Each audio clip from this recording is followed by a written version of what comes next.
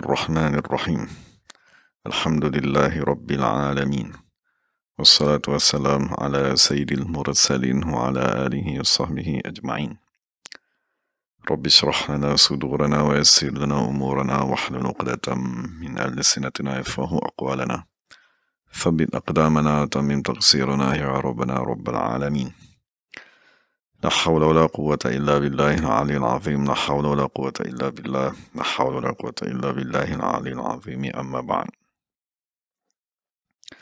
اللهم صل وسلم وبارك على سيدنا محمد وعلى آل سيدنا محمد أستغفر الله الذي لا إله إلا هو الرحمن الرحيم الحي القيوم الذي لا يموت وأتوب إليه اللهم اغفر لنا. Alhamdulillah, kita bersyukur kepada Allah Subhanahu wa taala kerana dapat sama-sama dalam pengajian hadis 40 yang dikarang oleh Imam Nawawi radhiyallahu anhu wa nafa'ana bi'ulumihi wa ja'alana minal mukhlisina biqiraatih. Dan kita akan sama-sama membaca syarah yang bernama Al-Jawahir Al-Lu'lu'iyah yang dikarang oleh Syekh Muhammad ibn Abdullah Al-Jordani Damyati radhiyallahu anhu.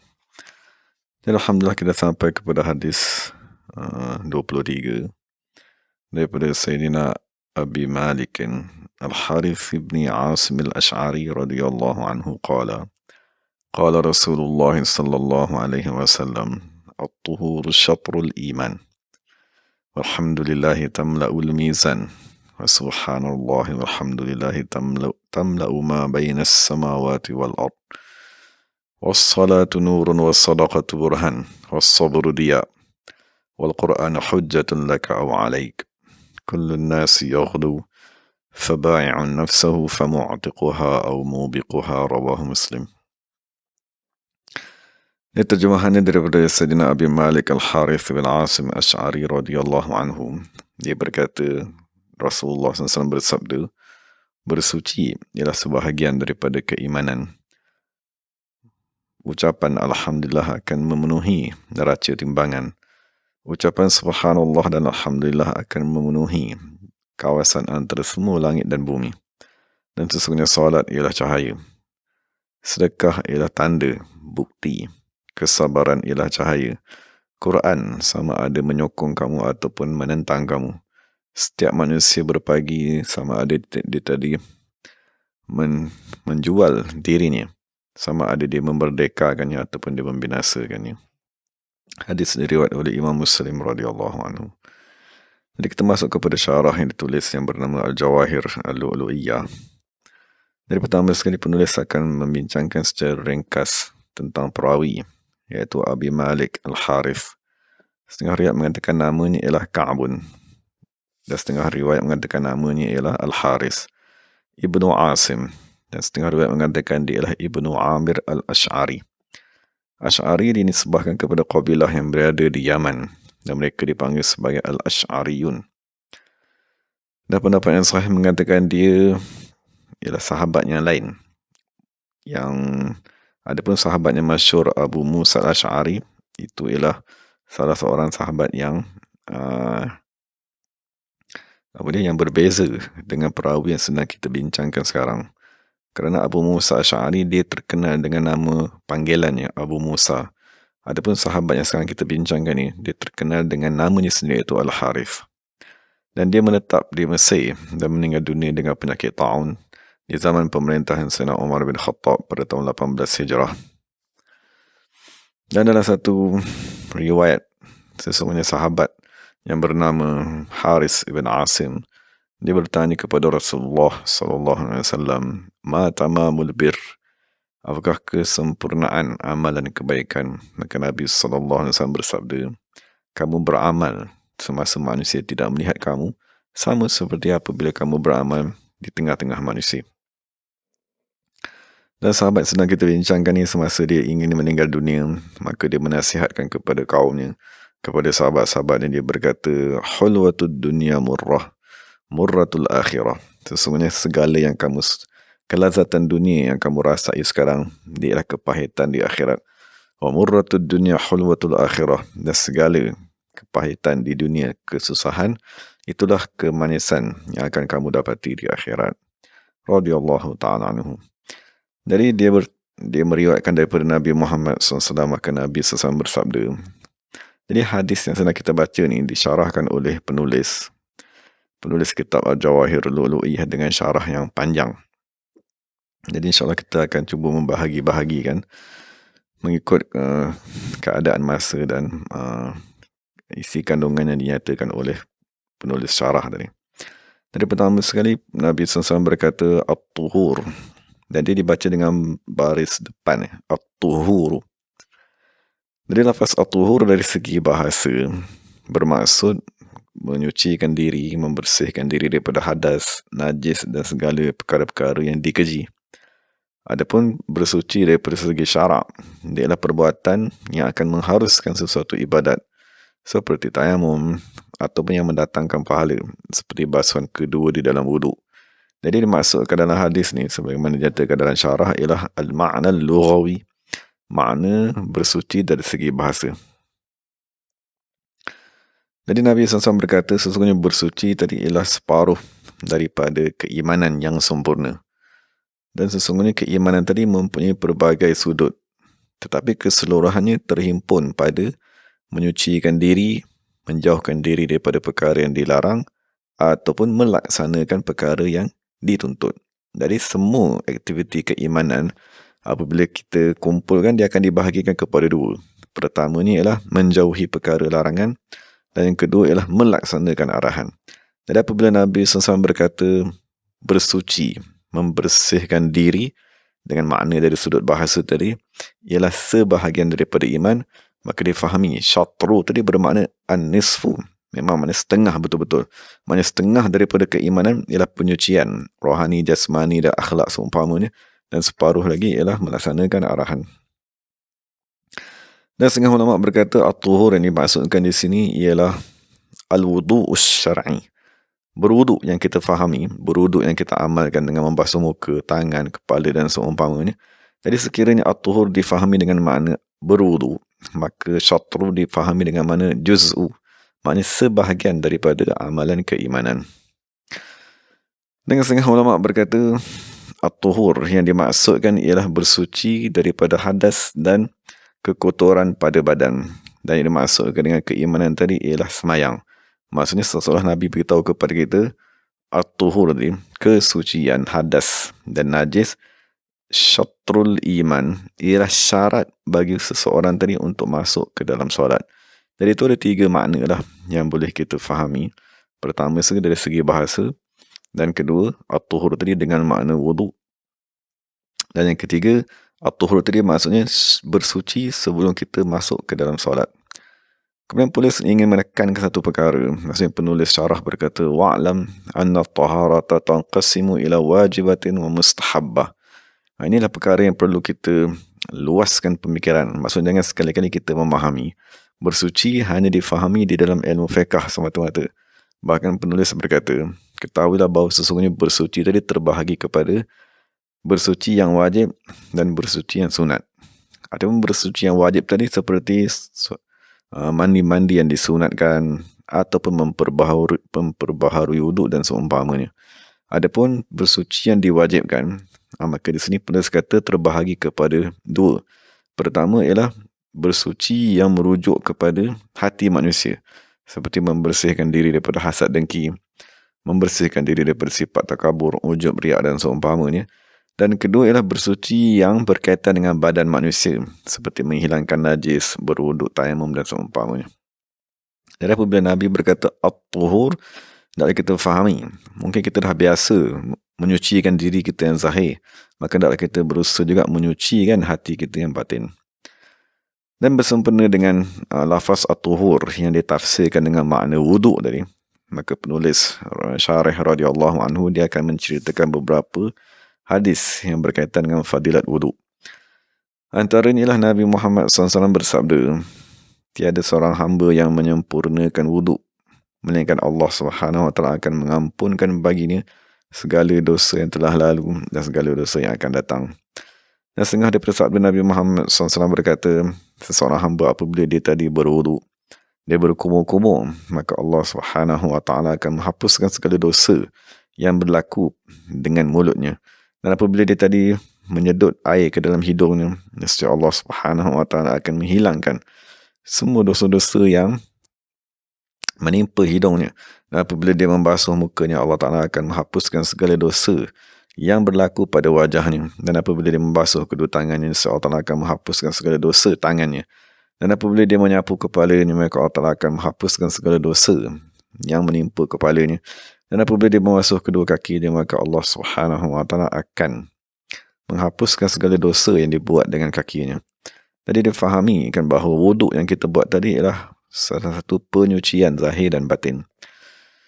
Dan antaranya Nabi SAW bersabda, siapa yang mewudukkan anggota-anggota ini, lalu dia tadi menyempurnakan wuduknya, maka dia tadi telah berhak untuk mendapat keredaan yang terbesar daripada Allah Subhanahu wa taala.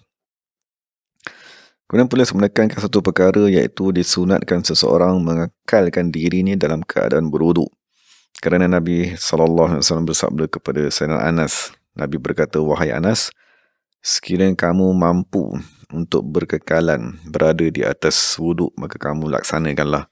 Kerana sesungguhnya malaikat maut, sekiranya nak mencabut nyawa seseorang hamba dalam keadaan dia tadi sedang berwuduk, maka dia tadi akan ditulis pahala orang yang mati syahid. Dan sebahagian daripada ulama arifin berkata, siapa yang berkekalan di atas wuduk, nescaya Allah Subhanahu wa taala akan mengurniakan kepadanya 7 perkara kurniaan. Pertama sekali ialah malaikat gemar untuk bersahabat dengannya. Dan yang kedua, dan kita maklum apabila malaikat bersahabat, maka jin syaitan akan lari. Dan yang kedua, qalam, maksudnya pena penulis pahala tadi akan sentiasa basah menulis pahalanya kerana berkekalan dalam wuduk. Dan yang ketiga, segala anggota-anggotanya akan bertasbih kepada Allah Subhanahu wa taala. Dan yang keempat, dia tidak akan terlepas takbir yang pertama bersama-sama dengan imam. Dan apabila yang ke-6, yang ke-7, yang ke-6 tadi, kelima, apabila dia tadi tidur, nescaya Allah Subhanahu wa taala akan mengutuskan malaikat memeliharanya daripada kejahatan makhluk jin dan manusia. Dan seterusnya Allah Ta'ala akan memudahkan kepadanya pada ketika sakratul maut, dan dia berada di dalam keselamatan, keamanan daripada Allah Subhanahu wa taala selama mana dia tadi berkekalan di dalam wuduk. Dan dihikayatkan satu ketika Sayyidina Umar ibn Khattab radhiyallahu anhu, dia mengantar seorang utusan ke Syam. Jadi semasa utusan tadi sedang melintas di gereja seorang paderi, maka lalu dia mengetuk pintunya. Tetapi dia tadi tidak membuka pintu tersebut melainkan setelah satu tempoh masa yang panjang. Maka dia tanya, mengapakah kamu tadi lewat untuk membuka pintu? Maka dia berkata, sesungguhnya Allah Subhanahu wa taala telah mewahyukan kepada Nabi Musa alaihissalam, sekiranya kamu takut kepada sultan ataupun apa saja yang datang daripada sultan, maka hendaklah kamu tadi berwuduk dan kamu perintahkan ahli keluarga kamu juga berwuduk. Maka sesungguhnya siapa yang berwuduk, dia akan berada di dalam keamanan daripada perkara yang dia takuti. Maka kami, jadi padri tadi berkata, aku tidak membuka pintu kepadamu melainkan setelah kami satu keluarga tadi berwuduk. Dan dalam kitab Tabaqat bagi Imam Subki, Allah Subhanahu wa taala berfirman, wahai Musa, hendaklah kamu tadi berwuduk, kerana sesungguhnya kamu ditimpa dengan apa-apa musibah dan bencana dalam keadaan kamu tidak berwuduk, maka janganlah kamu mencela melainkan diri kamu sendiri. Dari itu beberapa hadis dan riwayat yang menceritakan tentang fadilat wuduk. Jadi kemudian kita masuk kepada ayat yang kedua daripada hadis Nabi SAW. Baginda bersabda, walhamdulillahi tamla'ul mizan. Sesungguhnya pujian, lafaz alhamdulillah akan memenuhi neraca timbangan. Jadi dalam syarah dinyatakan makna alhamdulillah memenuhi neraca timbangan. Maknanya ialah pahala apabila seseorang tadi melafazkan dengan lafaz alhamdulillah berserta dengan menghadirkan makna dan tunduk kepada makna tersebut, maka pahala tadi akan memenuhi piring neraca timbangan untuk amalan-amalan yang baik di akhirat. Jadi dalam syarah dinyatakan hadis ini merupakan dalil kepada pada kewujudan neraca timbangan dan dalil kepada amalan-amalan manusia sesungguhnya akan ditimbang di akhirat. Kemudian ulama berselisih pendapat tentang cara bagaimanakah ditimbang tersebut.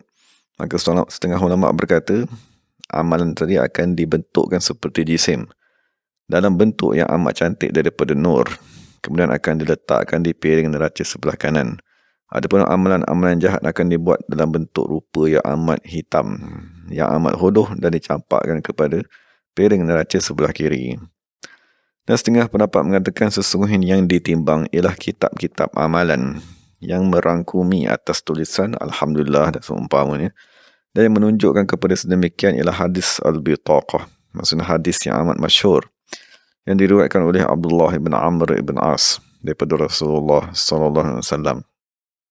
Sesungguhnya Allah Subhanahu wa taala mengeluarkan satu lelaki daripada umatku di padang mahsyar daripada hari kiamat, maka dibentangkan di hadapannya 99 kitab amalan.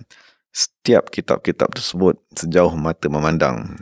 Kemudian Allah bertanya kepadanya, adakah kamu mengingkari amalan kitab ini?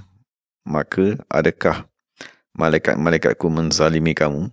Maka orang tadi berkata, tidak, wahai Allah Subhanahu wa taala. Kemudian Allah berkata, adakah kamu mempunyai apa-apa alasan terhadap semua dosa yang kamu buat ni?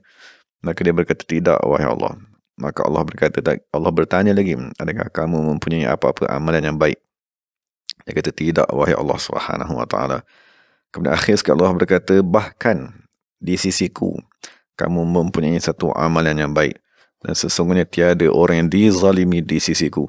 Maka dikeluarkan bagi orang tersebut satu kertas yang amat kecil, yang sebesar saiz satu ruas daripada jari manusia.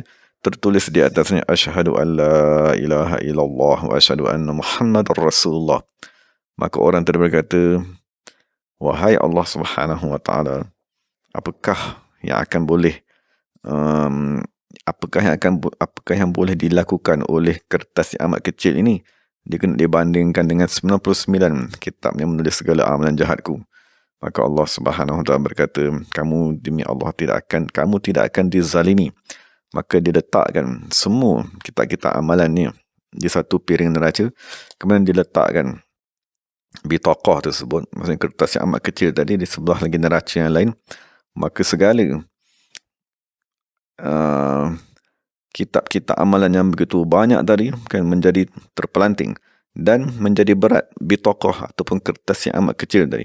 Maka Allah Subhanahu wa taala berkata, sesungguhnya tidak akan ada sesuatu makhluk ataupun ada sesuatu benda pun yang lebih berat daripada nama Allah Subhanahu wa taala. Yang setengah ulama berkatakan sesungguhnya kelebihan hadis bitaqah ini tidak dikurniakan kepada semua manusia, bahkan dia semata-mata limpah kurnia Allah Subhanahu wa taala. Allah Subhanahu wa taala yang mempunyai limpah kurnia yang amat besar. Dan pendapat yang paling sahih mengatakan bahawa sesungguhnya terdapat alat penimbang yang satu sahaja bagi semua makhluk. Dan setengah ulama mengatakan bagi setiap umat mempunyai alat timbangan tersendiri. Bahkan setengah pendapat mengatakan bagi setiap orang ada alat penimbang yang tersendiri.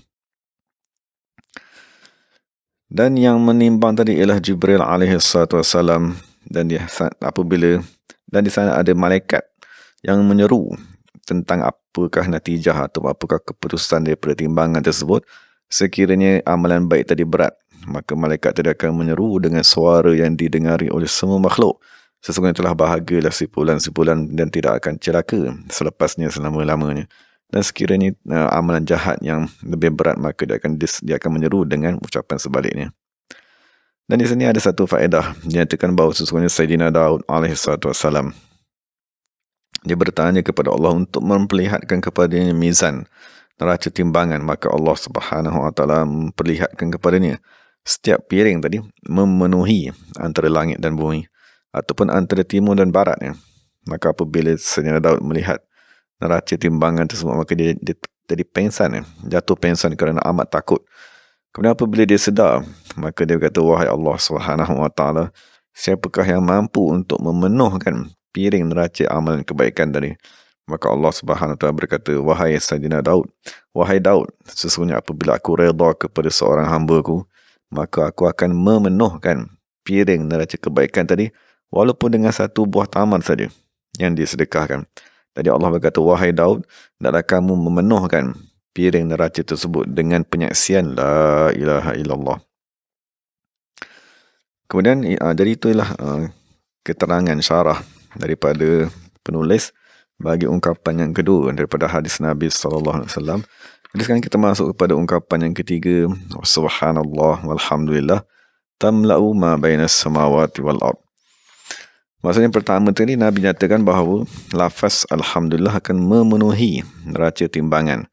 Kemudian dalam ungkapan yang ketiga ni, Nabi SAW bersabda, lafaz subhanallah dan alhamdulillah akan memenuhi langit dan bumi. Dan yang dimaksudkan daripada sabda Nabi SAW tersebut ialah pahala yang akan Allah Subhanahu Wa Taala kurniakan terlampau banyak. Sekira-kira jika dianggap pahala tersebut seperti jisim, seperti satu benda yang boleh ditimbang, nescaya akan dia memenuhi segala 7 lapis langit dan 7 lapis bumi. Dan diriwayatkan bahawa sesungguhnya tasbih lafaz subhanallah akan memenuhi separuh daripada timbangan, dan alhamdulillah akan memenuhkannya pahala. Jadi difahami daripada situ bahawa pahala alhamdulillah ialah sekali ganda daripada pahala seseorang mengucapkan tasbih.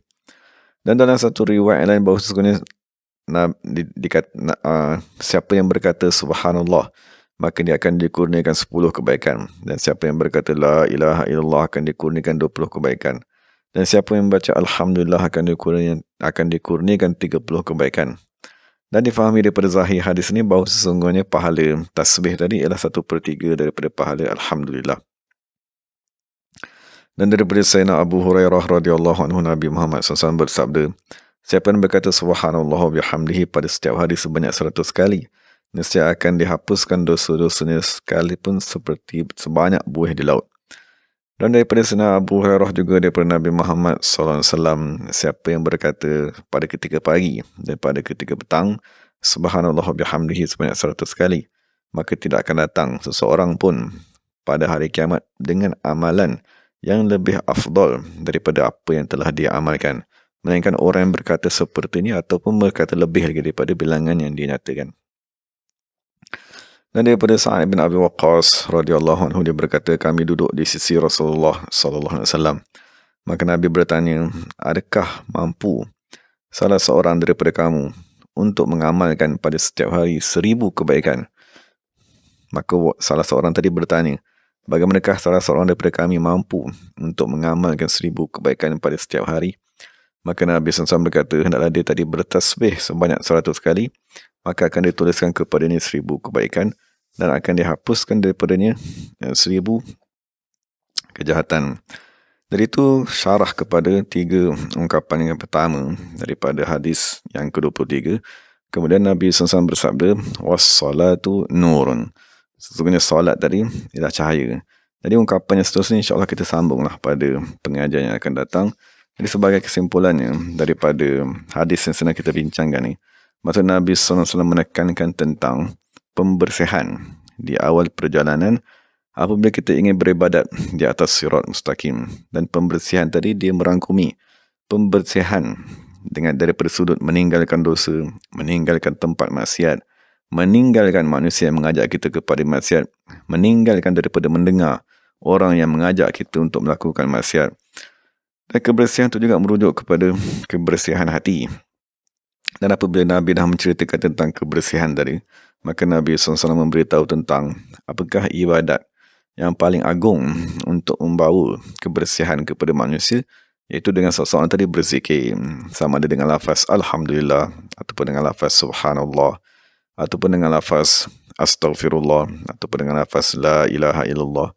Cuma dalam hadis-hadis yang kita dah bincangkan tadi, sememangnya amat dituntut untuk kita membaca pada setiap pagi subhanallah bihamdihi subhanallahil azim astaghfirullah wa atubu ilaih. Itu ialah ungkapan yang amat dituntut kita baca dengan niat agar Allah Subhanahu Wa Taala membersihkan kita. Dan pembersihan tadi perlu dibuat setiap hari. Maksud jangan kita kata, oh saya 10 tahun dulu saya dah beristighfar, ataupun 5 tahun dulu saya dah banyak beristighfar, kan, maka sekarang saya dah tak perlu lagi dah beristighfar banyak. Maka itulah kesilapan dalam memahami tuntutan agama. Maksudnya sememangnya kita tadi mungkin cuba menjauhkan diri daripada dosa, tetapi kita tidak mengetahui bahawa ada kekotoran yang singgah, ada kekotoran yang terbang ataupun yang hinggap kepada kita yang tidak kita sedari. Yang sebagaimana habuk tadi, dia akan datang sentiasa memenuhi rumah. Walaupun kita tadi tidak keluar daripada rumah tersebut. Jadi kita menutup tingkap ataupun segalanya, akan tetap ada kekotoran yang masuk sedikit demi sedikit. Maka kita dituntut untuk membersihkan jasmani dan rohani berkekalan sehingga kita menghadap Allah Subhanahu Wa Taala. Jadi bahagian pertama daripada hadis ini, Nabi menekankan tentang at-tazkiyah ataupun at-tahzib ataupun pembersihan jasmani dan rohani. Dan sememangnya kita diajar di peringkat awal dengan berwudu, mandi wajib, istinja seumpamanya.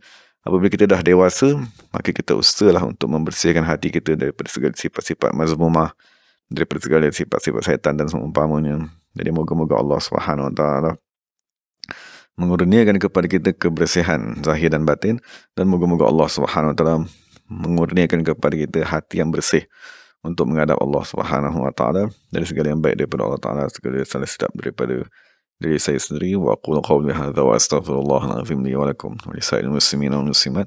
Assalamualaikum warahmatullahi wabarakatuh. Bismillahirrahmanirrahim. Alhamdulillahirabbil alamin. Wassalatu wassalam ala sayyidil mursalin wa ala alihi wa sahbihi ajma'in. Rabbana zalamna anfusana wa illam taghfir lana wa tarhamna lanakunanna minal khasirin. ربنا هب لنا من أزواجنا وذرياتنا قرة أعين واجعلنا للمتقين إماما. اللهم احفظ شيخنا الشيخ صباح الدين ويسوه الصحة عافية والسلامة والمعافاة الدائمة. اللهم ارزقنا جميعا برحمتك يا أرحم الراحمين، مدده برحمتك يا أرحم الراحمين. وصلى الله على سيدنا محمد النبي الأمي وعلى آله وصحبه وسلم. سبحان ربك رب العزة عما يصفون وسلام على المرسلين والحمد لله رب العالمين. تقبل الله منا منكم.